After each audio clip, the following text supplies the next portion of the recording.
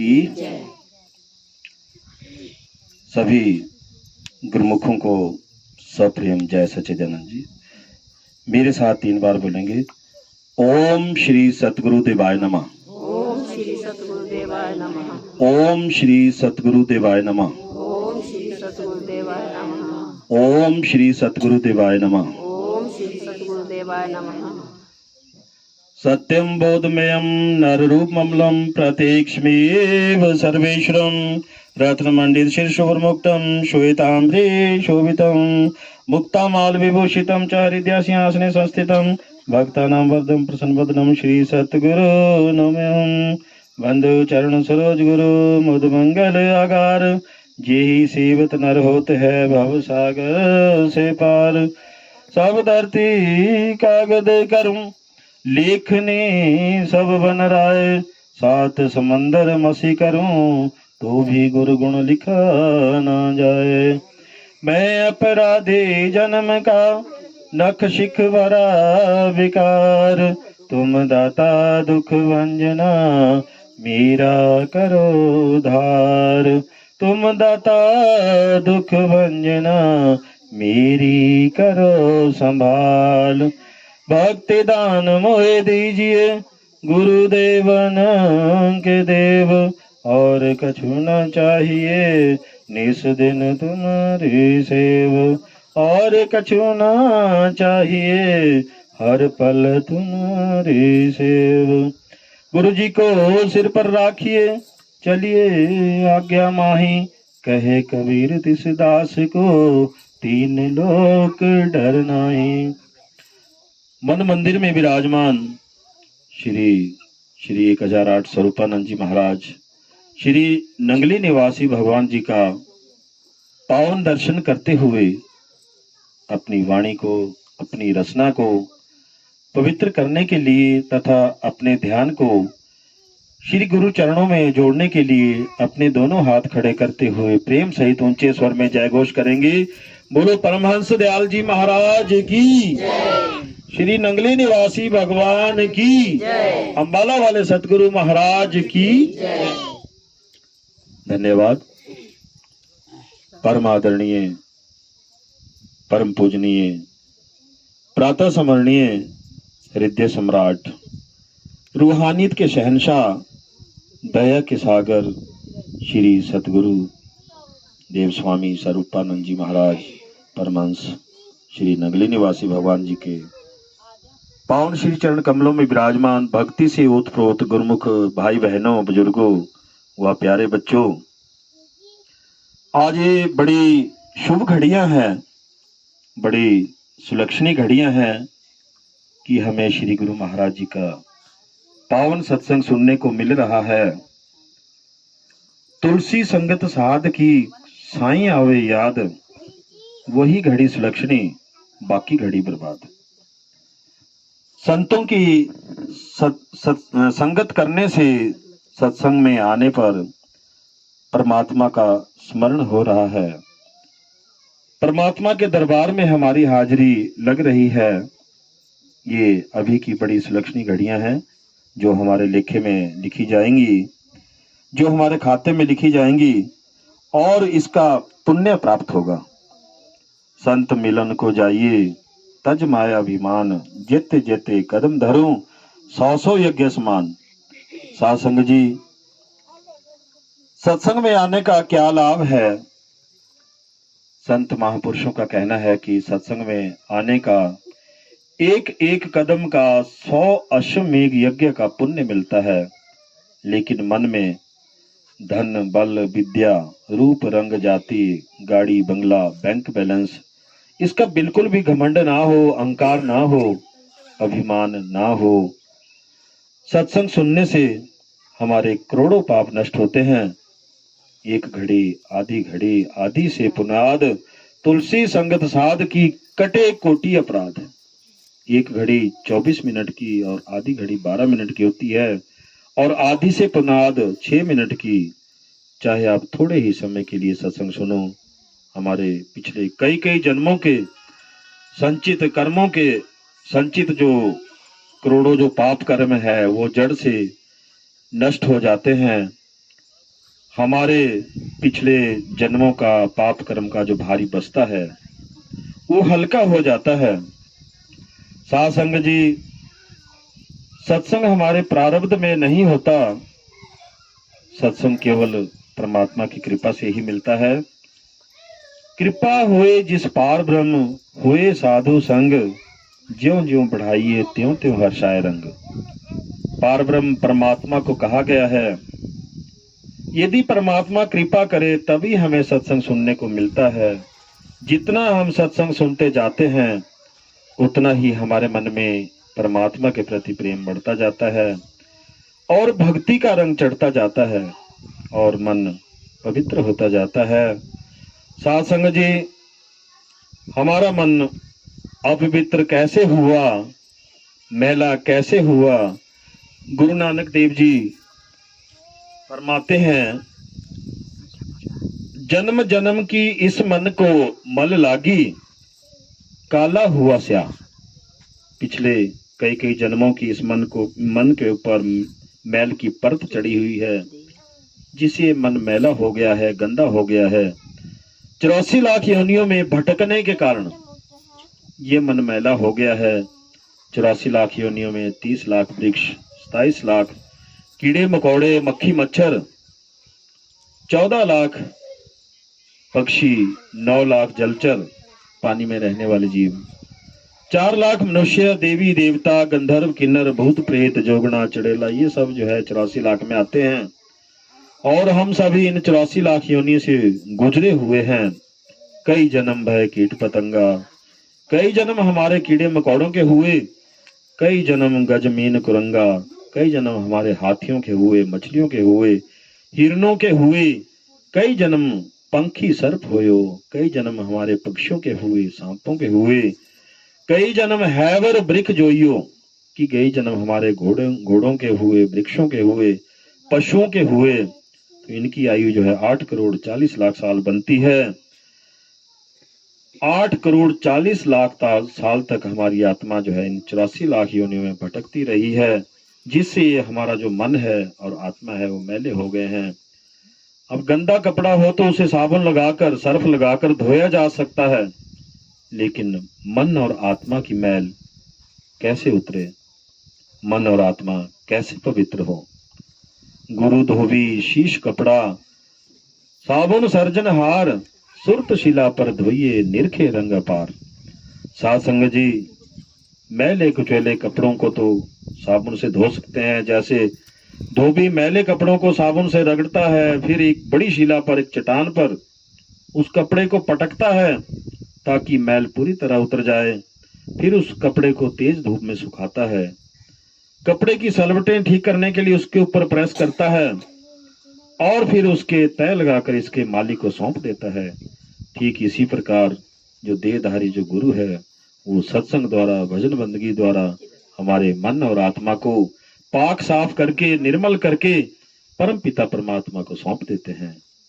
भई प्राप्त मनुख देहवरिया, गोविंद मिलन की यही तेरी बरिया, अवर काज तेरे कितने काम, मिल साध संगत, भज केवल नाम, भज केवल नाम।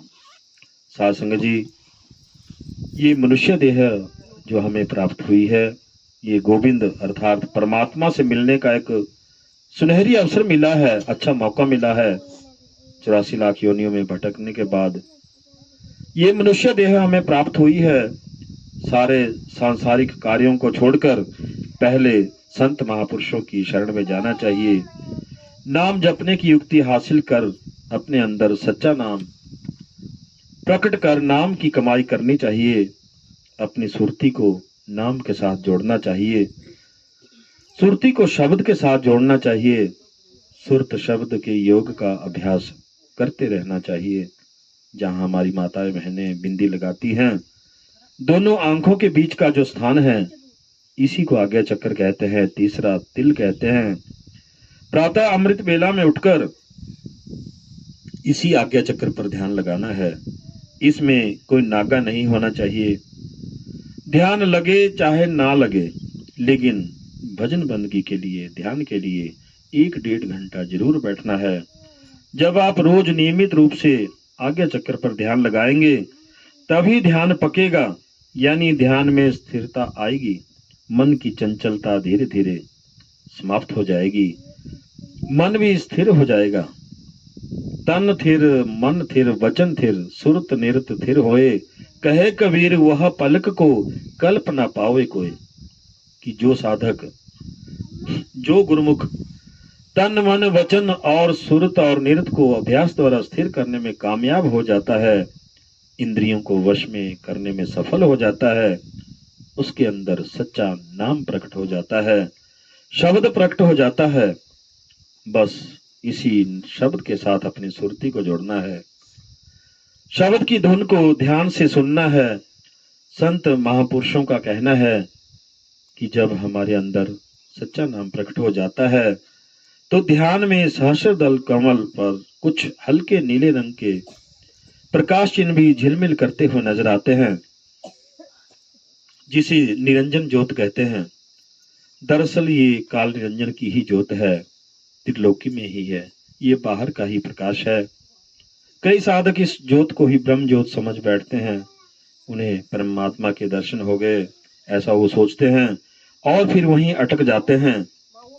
काल निरंजन ने अपने पिता परमात्मा सतपुरुष सच्चिदानंद के दरबार की नकल कर बिल्कुल वैसी ही रचना अपने त्रिलोकी में की है, जिससे साधकों को भ्रम हो जाता है। ऐसे साधक जन्म मरण के आवागमन के बंधन से कभी मुक्त नहीं हो पाते। गुरु ग्रंथ साहिब में बेणी साहिब की वाणी है, ईड़ा पिंगला सुषमना तीनों बसे एक ठाई, बेणी संगम तहां मन मंजन करे ध्याई। साध संगत जी, जैसे गंगा जमुना सरस्वती तीनों का संगम प्रयागराज में होता है, ये बाहरी तीर्थ है जिससे बाहरी स्नान होता है।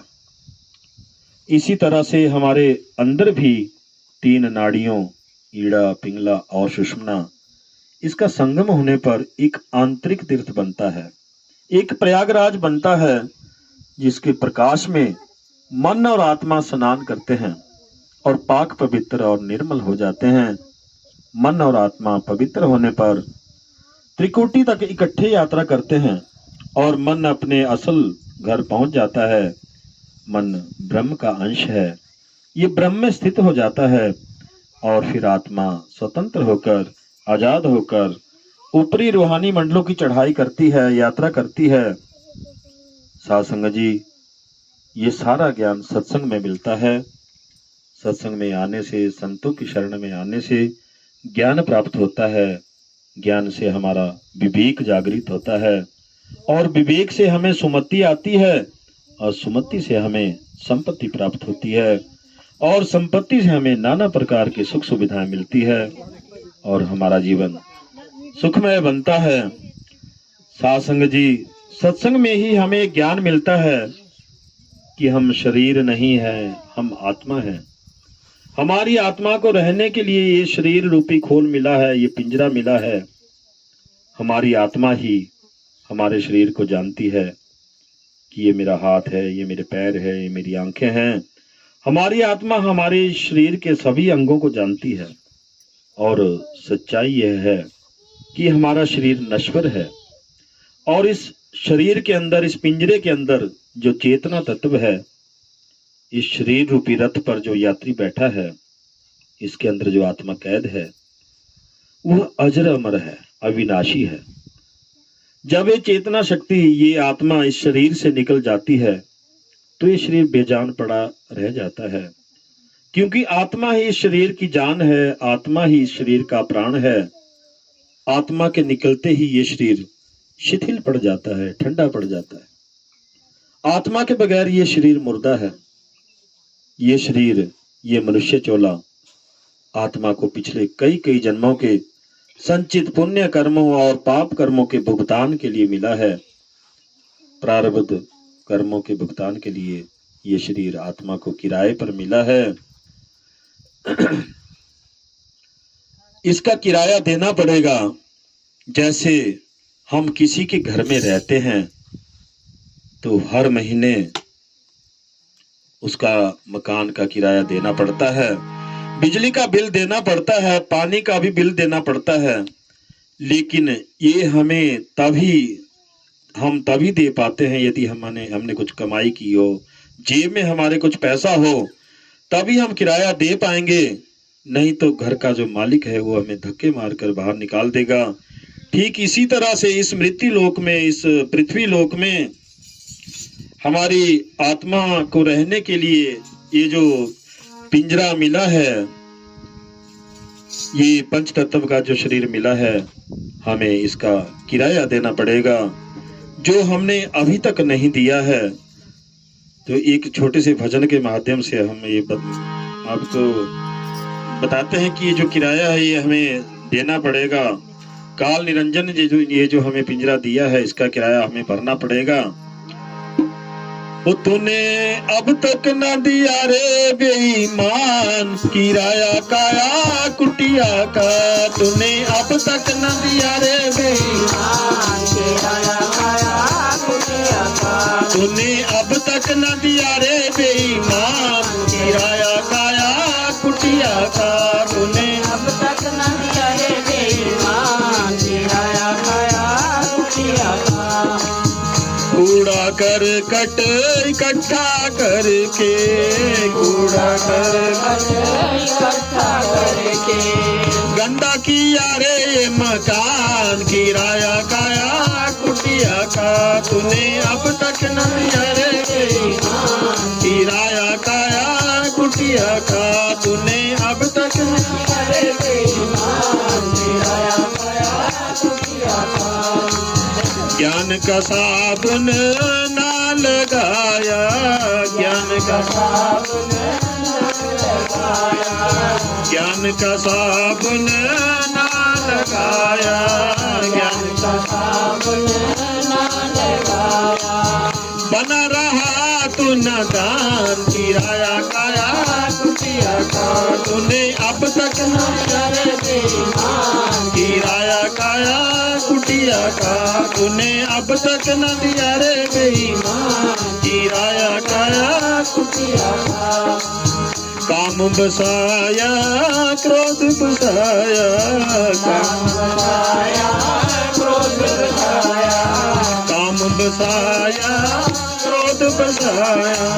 बसा लिया रे अभिमान, किराया काया कुटिया का। तूने अब तक न दिया रे बेईमान, किराया काया कुटिया का। तूने अब तक न दिया रे बेईमान, किराया काया कुटिया का। दांत गए मुंह हुआ पोपला, दांत गए मुंह हुआ पोपला, दांत गए मुंह हुआ पोपला। आंख गई और कान, किराया काया कुटिया का। तूने अब तक न दिया रे बेईमान, किराया काया कुटिया का। तूने अब तक न दिया रे बेईमान, किराया काया कुटिया का।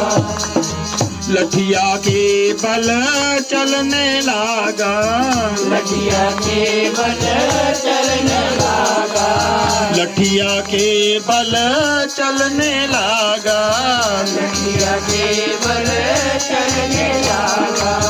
कमर भई है कमान, किराया काया कुटिया का। तूने कमान, किराया काया कुटिया का। तूने अब तक न दिया रे बेईमान, किराया काया कुटिया का। धर्मराज का आया संदेशा, धर्मराज का आया संदेशा। खाली करो ये मकान, किराया काया कुटिया का। किराया काया कुटिया का।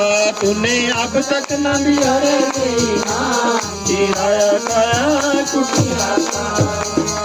अब क्यों रोए क्यों चिल्लाए, अब क्यों रोए क्यों चिल्लाए, अब क्यों रोए क्यों चिल्लाए, अब क्यों रोए क्यों चिल्लाए। काट दिया चालान, किराया काया कुटिया का। तूने अब तक न दिया रे बेईमान, किराया काया कुटिया का तूने अब तक न दिया रे बेईमान किराया काया कुटिया का अब तक न दिया रे बेईमान किराया काया कुटिया का सतगुरां दी शरणी आ जा सतगुरां दी शरणी आ जा सतगुरां दी शरणी आ जा करेंगे तेरा कल्याण किराया काया कुटिया का तूने अब तक न दिया रे बेईमान किराया काया कुटिया का तूने अब तक न दिया रे बेईमान किराया काया कुटिया का सेवा सत्संग सुमिरन करके सेवा सत्संग सुमिरन करके सेवा सत्संग सुमिरन करके सेवा सत्संग सुमिरन करके ओ जा भव से पार किराया काया कुटिया का तूने अब तक न दिया रे बेईमान किराया काया कुटिया का तूने अब तक न दिया रे बेईमान किराया काया कुटिया का। तो सासंग जी, इस शरीर रूपी पिंजरे का कितना किराया देना था, हमने परमात्मा से क्या वादा किया था, उस वादे को हम सभी भूल गए हैं। ध्यान का वादा करके सजन तूने ध्यान लगाना छोड़ दिया। शीश तले पग ऊपर थे जब माता के गर्भ में लटक रहा, तब ईश्वर से तूने इकरार किया, भूल के तूने सब तोड़ दिया। सासंग जी, जब हम मां के गर्भ में उल्टे लटके थे, सिर नीचे और पैर ऊपर थे, तब इस जीवात्मा ने परमात्मा से प्रार्थना की थी कि मुझे इस कुंभी नरक से बाहर निकालो, मैं 24 घंटे आपका सिमरन करूंगी। तो परमात्मा ने इस जीवात्मा को कहा कि हर बारी जब भी आत्मा गर्भ में आती है तो मुझसे सिमरन का वादा करती है और वादा नहीं निभाती है।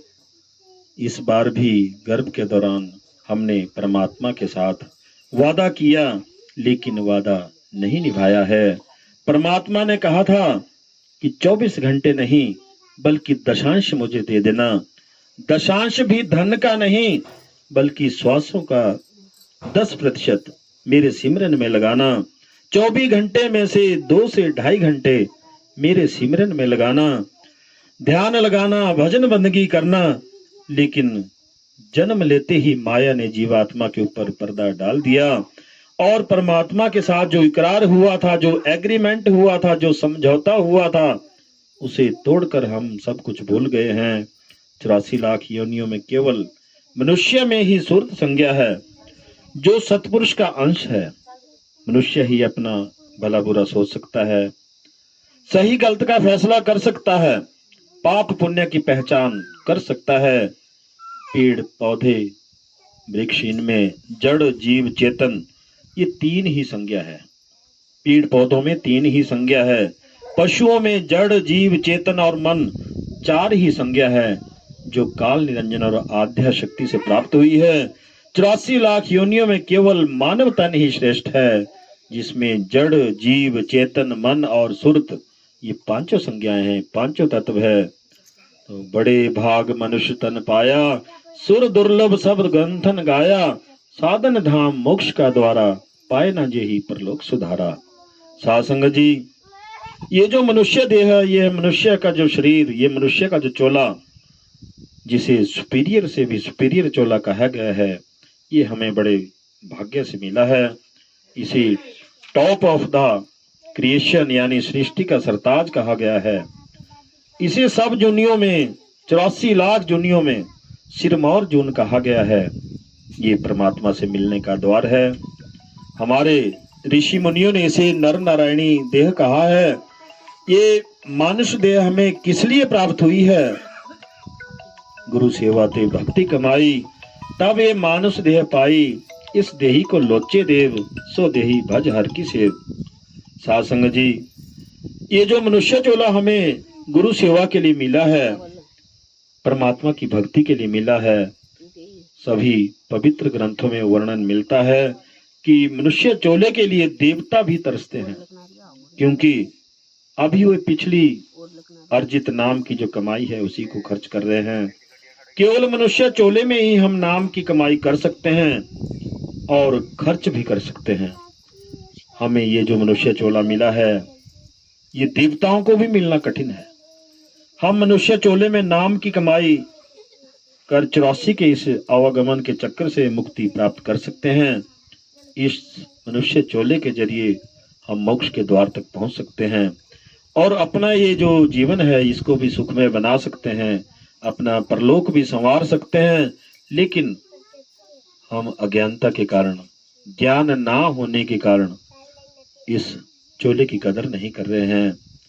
जैसे ज्ञान ना होने के कारण एक लकड़हारे ने चंदन का पूरा बाग कोयले बनाकर कौड़ियों के भाव बेच दिया।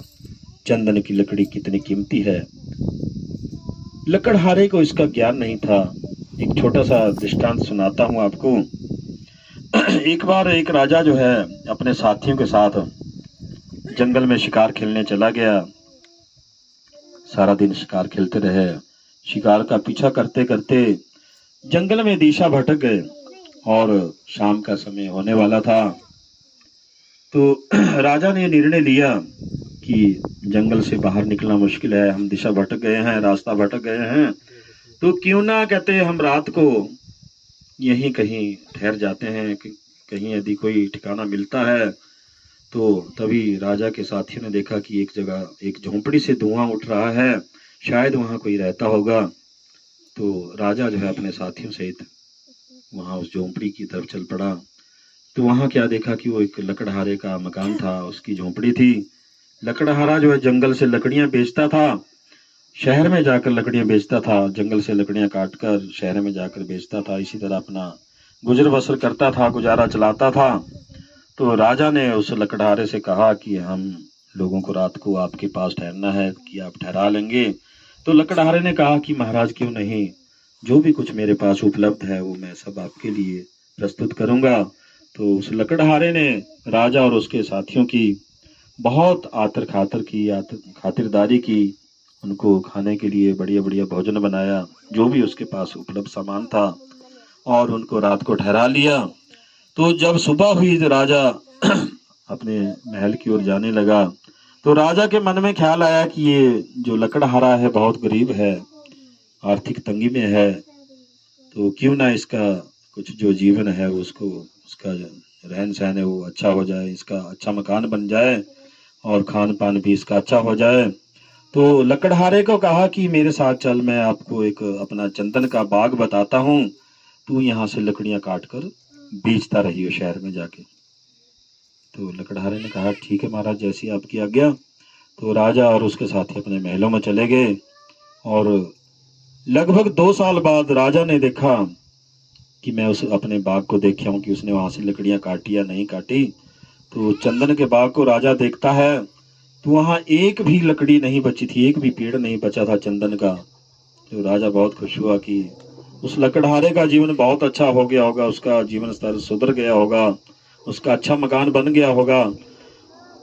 तो उसके मन में आया कि क्यों ना मैं लकड़हारे से मिलकर आऊं जंगल में। तो राजा जो है उस लकड़हारे को मिलने उस जंगल में चला गया। जैसे ही उस झोंपड़ी के पास पहुंचा तो राजा हैरान रह गया कि उसकी जो झोंपड़ी है वो तो पहले से भी बिल्कुल टूटी फूटी है, उसका जो जीवन स्तर है वो बिल्कुल, उसमें कोई सुधार नहीं हुआ है। तो राजा ने लकड़हारे को पूछा कि आपने लकड़ियां बेची कहते बाजार में, उससे कुछ आमदनी हुई? कि हाँ महाराज मैंने भेजी लकड़ियां, तो कहते उस कोयले बनाकर बेची, चंदन की लकड़ियां कोयले बनाकर बेची। उसको ज्ञान नहीं था कि कितनी कीमती लकड़ियां है। राजा सिर धुनकर बैठ गया कि मैंने तो बहुत गलती कर दी, इसने तो कौड़ियों के भाव बेच दिया कहते कोयले बनाकर। अभी कुल्हाड़ी में एक दस्ता दिखाई दिया राजा को। लकड़हारे को कहा कि इस दस्ते को बाजार में बेच कर आ। तो लकड़हारा जो है उस कुल्हाड़ी से उस दस्ते को निकाला जो चंदन की लकड़ी का दस्ता था, और मार्केट में उस दस्ते को बेचने ले गया, तो अब की बार उसे जो है कई हजार गुना पैसे उस दस्ते के मिले, उस एक लकड़ी के मिले। तो लकड़हारा हैरान रह गया कि मैंने तो कोयले बना कर कौड़ियों के भाव बेच दिया। कहते चंदन की लकड़ी, इतनी कीमती लकड़ी। उसको बड़ा पछतावा हुआ। तो इस तरह से उसको ज्ञान नहीं था कि ये कितनी कीमती लकड़ी है। तो ठीक उसी प्रकार से ये मनुष्य चोला कितना अनमोल है, इसका ज्ञान ना होने के कारण हम भी मनुष्य चोले को व्यर्थ में ही गंवा रहे हैं। ये मनुष्य चोला बड़ा कीमती है, अनमोल है, अभी मिला है, पता नहीं फिर कभी मिलेगा या नहीं। मनुष्य जन्म अनमोल रे, मिट्टी में मत रोल रे, अब जो मिला है फिर ना मिलेगा, कभी नहीं कभी नहीं कभी नहीं रे। कबीर मानुष जन्म दुर्लभ है, होई ना बारे बार, ज्यों वन फल पाके भूई गिरी, बहुरी ना लागे डार। सतगुरु कबीर साहब समझाते हैं कि मनुष्य का जो चोला मिलना बड़ा कठिन है, बहुत कठिन है। ये बार बार नहीं मिलता। जैसे पेड़ पर फल पककर नीचे गिर जाता है तो दोबारा उस टहनी से नहीं जुड़ता। 184 जून समाई, मानस को प्रभु दी बढ़ियाई, इस पौड़ी से जो नर चुके, आई जाई दुख पाईदा। गुरु नानक देव जी समझाते हैं कि यदि अभी इस मनुष्य चोले में हमने नाम की कमाई नहीं की तो हम 84 लाख योनियों में भटकते रहेंगे। जन्म मरण का जो आवागमन का जो काल चक्र है वो चलता रहेगा और हमारी जो आत्मा है वो दुख उठाती रहेगी, आत्मा सदा दुखी रहेगी। यदि अभी नाम की कमाई नहीं की तो हमारी आत्मा गिर जाएगी, निचली योनियों में चली जाएगी, अधम योनियों में चली जाएगी। कुत्ते बिल्ले गधे घोड़े गाय बैल भैंस सूअर गंदगी के कीड़े विष्ठा के कीड़े इत्यादि नीच योनियों में हमारा जन्म होगा और तब हमारा इस पछतावा करना जो है व्यर्थ होगा। अच्छे दिन पाछे गए गुरु से ना किना हेत, अब पछताए क्या होते है जब चिड़िया चुग खेत। कि अभी भी जो हमारा जो अच्छा समय बीत रहा है ये हमारे पिछले जन्म के अच्छे कर्मों के कारण बीत रहा है। आगे के लिए भी कुछ कमाई कर लो। किसान एक फसल के घर आने पर चुप नहीं बैठ जाता, फिर अगली फसल की बिजाई की तैयारी करता है। ठीक इसी प्रकार हमें भी इस लोक को भी संवारना है, परलोक को भी मंगलमय बनाना है, सुहेला बनाना है। इतने नाम की कमाई तो कर ही लो कि अगला जन्म भी हमें मनुष्य का मिले। इंसान का चोला हमें परमात्मा की भक्ति के लिए मिला है। ये दुनिया एक रात के सपने की तरह है, इसकी कोई असलियत नहीं है। जो कुछ भी हम इन आंखों से देख रहे हैं, जमीन जायदाद धन दौलत रिश्तेदार और यहाँ तक कि ये जो हमारा शरीर भी एक दिन हमारा साथ छोड़ देगा। इसलिए इस अमूल्य अवसर से लाभ उठाओ।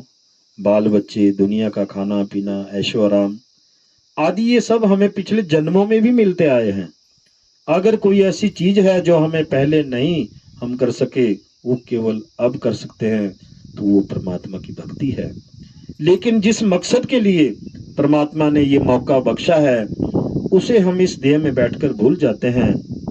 हम समझते हैं कि इंसान का जामा, इंसान का चोला शायद फिर ना मिले, अभी खूब ऐश कर ले। इस प्रकार हम इस सुनहरी मौके को हाथ से खो बैठते हैं। हम इंद्रियों के भोगों में इतने फंस जाते हैं कि अपनी मौत को भी भूल जाते हैं। हम मन में हमेशा यही सोचते हैं कि मौत शायद औरों के लिए है, हमारे लिए नहीं। कबीर साहब का कथन है, क्या लेकर जन्म लियो है, क्या लेकर जाओगे, मुट्ठी बांध कर जन्म लियो है, हाथ पसारे जाओगे। ये तन है कागज की पुड़िया, बूंद पड़त गल जाओगे। कहत कबीर सुनो भाई साधो, एक नाम बिना पछताओगे। साध संग जी, दुनिया में हम खाली हाथ ही पैदा हुए हैं और खाली हाथ ही यहाँ से चले जाएंगे। ना कोई आज तक यहाँ से कुछ साथ लेकर आया है और ना ही कभी यहाँ से कोई चीज लेकर अपने साथ लेकर जा सका है।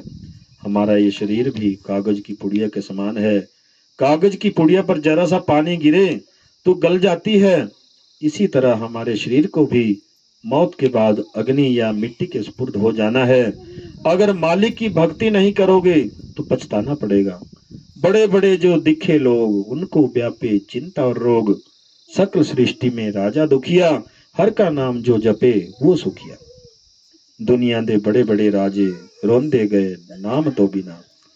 साध संगत जी, महमूद गजनवी ने हिंदुस्तान पर 17 हमले किए और बहुत सारा सोना चांदी हीरे जवाहरात यहाँ से लूट कर ले गया। इस खजाने को प्राप्त करने के लिए उसने कितने गरीबों का खून किया, कितनी औरतों को विधवा किया, ना जाने कितने बच्चों का नाथ किया। जब उसकी मौत का समय आया तो उसने अपने अहलकारों को हुक्म दिया कि जो भी मैं हिंदुस्तान से लूट कर लाया हूं उसे मेरे सामने रखो। जब सारी दौलत को नजर भरकर देखा तो उसकी आंखों में आंसू आ गए। एक ठंडी आह भरकर उसने सोचा कि जिस दौलत को हासिल करने के लिए मैंने इतने जुल्म और अत्याचार किए, आज उसमें से मेरे साथ कोई भी चीज नहीं जा रही है। उसने हुक्म दिया कि मौत के बाद मेरे दोनों हाथ कफन में से बाहर निकाल दिए जाएं, ताकि लोग देखें कि मैं खाली हाथ जा रहा हूं और वो भी मेरी जिंदगी से कुछ सबक लें।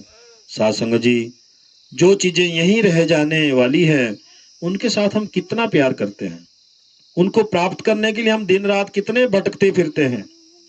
हमारा ये शरीर भी काल का पिंजरा है, किराए का मकान है। जितने श्वास मालिक ने हमें बख्शे हैं उनको भुगतने के बाद इसे छोड़ जाएंगे। ये शरीर कभी किसी का साथ नहीं देता। बड़े बड़े राजा महाराजा, बादशाह, सुल्तान, शासक, तानाशाह, जिनसे दुनिया थर थर कांपती थी, आज उनकी कब्रों को हम किस तरह नफरत भरी नजर से देखते हैं।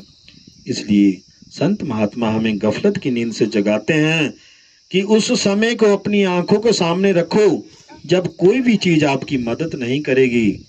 जहां मात पिता सुत मीत न भाई, मन वहां नाम संग सहाई। कि माता पिता, भाई बहन, मित्र, रिश्तेदार, ये सब हमारे आसपास ही बैठे रह जाते हैं और मौत के जो फरिश्ते हैं हमें पकड़ कर ले जाते हैं। हमारे रिश्तेदार, सगे संबंधी रोने धोने के सिवाय कोई भी मदद नहीं कर पाते। उनसे हमारा जो हिसाब किताब होता है उसके पूरे हो जाने पर कभी वे छोड़कर चले जाते हैं और कभी हम उनको छोड़कर चले जाते हैं। साध संगत जी, ये दुनिया एक बहुत बड़ा स्टेज है, एक रंगमंच है और हम सब इस दुनिया के जीव यहाँ अपने अपने कर्मों के अनुसार अपना अपना पार्ट अदा कर रहे हैं, अपना अपना रोल अदा कर रहे हैं। असल में हमारा किसी के साथ कोई भी रिश्ता या संबंध नहीं है। जिस तरह से नाटक के समाप्त हो जाने पर स्टेज से उतरने के बाद ना कोई राजा होता है ना कोई रानी, ठीक उसी तरह से इस देह को छोड़ने के बाद हमारा भी किसी से कोई संबंध नहीं रहता। संत महात्माओं के समझाने का मतलब इतना ही है कि हम उस मौत के वक्त को अपनी आंखों के सामने रखें, उससे पहले पहले परमात्मा की भक्ति करें और अपना रूहानी सफर तय कर लें और अपनी मंजिलें मकसूद पर पहुंच जाएं। और यही इस मनुष्य चोले में आने का हमारा उद्देश्य भी है। तो बोलिए जयकारा बोल मेरे श्री गुरु महाराज की, सच्चे दरबार की जय, सच्चे दरबार की। भजन कर ले अरे भैया, यही तेरे काम आएगा। भजन कर ले अरे भैया, यही तेरे काम आएगा। भजन कर ले अरे भैया, यही तेरे काम आएगा। भजन कर ले अरे भैया, यही तेरे काम आएगा। भजन कर ले अरे भैया, यही तेरे काम आएगा। भजन कर ले अरे भैया, यही तेरे काम आएगा। काम आएगा वो तेरे काम आएगा, वो तेरे काम आएगा। भजन कर ले अरे भैया, यही तेरे काम आएगा। भैया यही तेरे काम आएगा। मात पिता और भाई बहन, मात पिता और भाई बहन, मात पिता और भाई बहना किसे न तेरे पास रहना, किसे न तेरे पास रहना, ना कोई साथ जाएगा। भजन कर ले अरे भैया यही तेरे काम आएगा। भजन कर ले अरे भैया यही तेरे काम आएगा। भजन कर ले हरे भैया यही तेरे काम आएगा। यार मित्र और नर नारी, यार मित्र और नर नारी स्वार्थ की है सब यारी, स्वार्थ की है सब यारी, ना कोई साथ निभाएगा। भजन कर ले अरे भैया यही तेरे काम आएगा।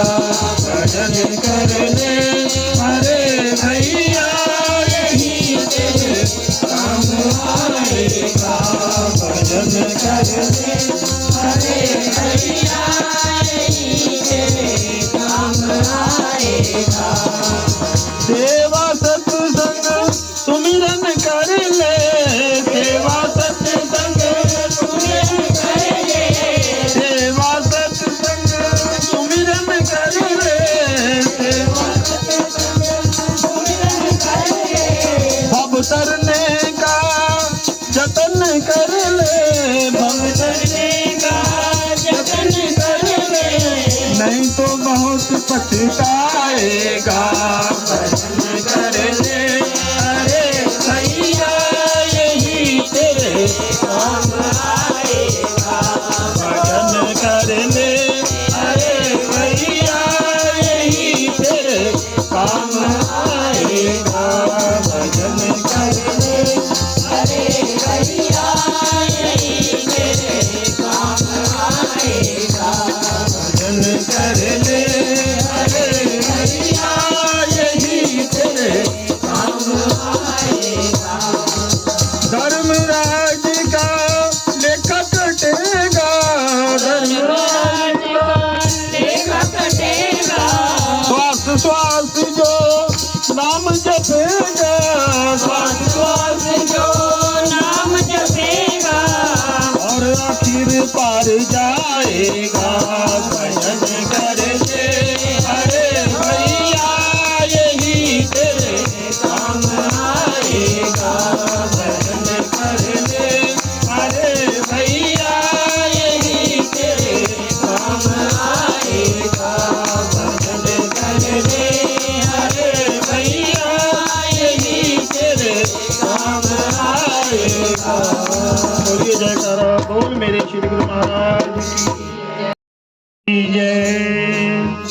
तू साथ तेरे किने जाना जद काल ने आई जाना, साथ तेरे किने जाना जद काल ने आई जाना, ओ साथ तेरे किने जाना जब काल ने आई जाना, ओ साथ तेरे किने जाना जब काल ने आई जाना, ओ साथ तेरे किने जाना जद काल ने आई जाना, ओ साथ तेरे किने जाना जब काल ने आई जाना। जिन जिन खातिर पाप कमांदा, जिन जिन खातिर पाप कमांदा, जिन जिन खातिर पाप कमांदा, तैनू देख ना डरना, ओ साथ तेरे किने जाना जब काल में आई जाना, ओ साथ तेरे किने जाना जब काल में आई जाना, ओ साथ तेरे किने जाना जब काल में आई जाना।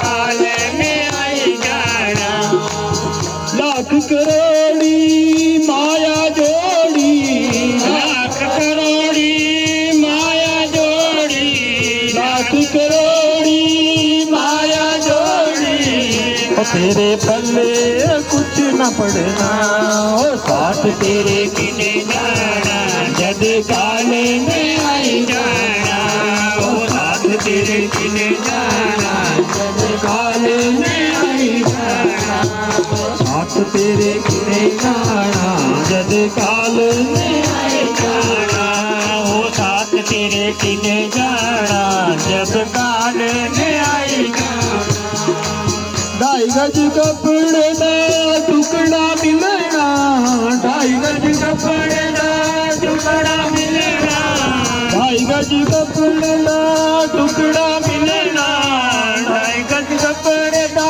टुकड़ा मिलना छड़ दुनिया जदो इथों चलना हर दुनिया जो जदियत चलना ओ साथ तेरे किने जाना जद काल में आई जाना ओ साथ तेरे किने जाना जद काल में आई जाना तेरे किने जाना जद काल में आई जाना ओ साथ तेरे किने जाना जब काल में आई जाना माल पटूरे किने तिजो देने माल बटूरे किनत जो देने माल पटूरे किने दिल देने दिल चौला रा पिंड भरना ओ साथ तेरे किने जाना जद काल में आई जाना ओ साथ तेरे किने जाना जद काल में आई जाना जाना जब काल में आई जाना जद काल में अच्छे अच्छे खाने दी खातिर अच्छे अच्छे खाने दी खातिर अच्छे खाने दी खातिर याद तेरा करना ओ साथ तेरे किने जाना जद काल ने आई जाना साथ तेरे किने जाना जद काल ने आई जाना ओ साथ तेरे किने जाना जद काल ने आई जाना ओ साथ तेरे किने जाना जब काल में आई जाना पुन दी पूंजी कुछ ना जोड़ी पुन दी पूंजी कुछ न जोड़ी पुन दी पूंजी कुछ ना जोड़ी पूंजी कुछ न जोड़ी नाम दी दौलत कुछ ना जोड़ी नाम दी दौलत कुछ न जोड़ी आगे तेरा कोई घर ना हो काल तेरे किने जाना जब काल में आई जाना साथ तेरे किने जाना जब काल में आई जाना साथ तेरे किने जाना जब काल में आई जाना